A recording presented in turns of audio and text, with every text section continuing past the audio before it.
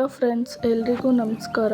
Welcome back to my YouTube channel. ನಾನಿವತ್ತು egg Maggi ಮಾಡ್ತಾಯಿದ್ದೀನಿ. ಅದು ಯಾವ ಥರ ಮಾಡೋದು ಅಂತ ತೋರಿಸ್ತೀನಿ. ಮೊದಲಿಗೆ ನಾನಿಲ್ಲಿ ಸ್ಟವ್ ಆನ್ ಮಾಡಿಕೊಂಡು ಒಂದು ಪಾತ್ರೆ ಇಟ್ಕೊಂಡಿದ್ದೀನಿ. ನೆಕ್ಸ್ಟ್ ನಾನಿಲ್ಲಿ ಒಬ್ಬರಿಗೆ ಮಾಡೋದಕ್ಕೋಸ್ಕರ ಮಾಡ್ತಿರೋದ್ರಿಂದ 2 ಮ್ಯಾಗಿನ ತೊಗೊಂಡಿದ್ದೀನಿ. ನೀರು ಬಿಸಿ ಆದಮೇಲೆ ನಾನು ಈ ಥರ ಹಾಕ್ಕೊಂಡಿದ್ದೀನಿ. ಇದು ಚೆನ್ನಾಗಿ ಬೇಯಬೇಕು.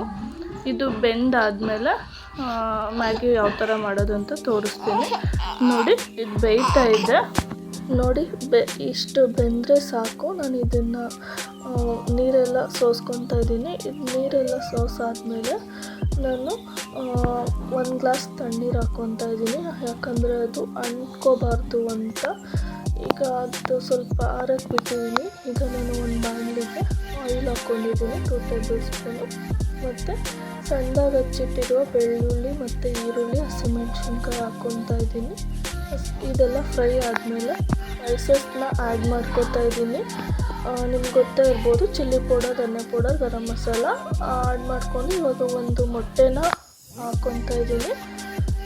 ಅದು ಮೊಟ್ಟೆ ಹಾಕ್ಕೊಂಡು ಸ್ವಲ್ಪ ರುಚಿಗೆ ತಕ್ಕಷ್ಟು ಸಾಲ್ಟ್ ಹಾಕ್ಕೊಂಡು ಈ ಥರ ಫ್ರೈ ಮಾಡ್ಕೊಂಡಿದ್ದೀನಿ. ಈಗ ಒಂದು 1/4 ಟೇಬಲ್ ಸ್ಪೂನ್ ಆಗೋಷ್ಟು ಸೋಯಾ ಸಾಸು, ನಾವು ಆರಿಸಿಟ್ಕೊಂಡಿರೋ ಮ್ಯಾಗಿನ ಹಾಕ್ಕೊಂಡು, ಮ್ಯಾಗಿಯಲ್ಲಿ ಇರುತ್ತಲ್ಲ ಮಸಾಲ ಪೌಡರು, ಅದನ್ನು ಕೂಡ ಹಾಕ್ಕೊಂಡು ಈ ಥರ ತಿರುಗಿಸ್ಕೊಡ್ತಾ ಇದ್ದೀನಿ. 1-2 ಮಿನಿಟ್ಸ್ ಈ ಥರ ಚೆನ್ನಾಗಿ ಮಿಕ್ಸ್ ಮಾಡ್ಕೊಳ್ಳಿ. ತುಂಬ ಚೆನ್ನಾಗಿರುತ್ತೆ ಮತ್ತು ಟೇಸ್ಟ್ ಕೂಡ ಚೆನ್ನಾಗಿರುತ್ತೆ. ಎಷ್ಟು ಸಿಂಪಲಾಗಿ ಮಾಡ್ಬೋದು ನೋಡಿದ್ರಲ್ವ. ಈ ವಿಡಿಯೋ ಇಷ್ಟ ಆಗಿದ್ದರೆ ಪ್ಲೀಸ್ ಲೈಕ್ ಮಾಡಿ, ಶೇರ್ ಮಾಡಿ, ಸಬ್ಸ್ಕ್ರೈಬ್ ಮಾಡಿ, ಮರೀದೆ ಕಮೆಂಟ್ ಮಾಡಿ. Thank you for watching.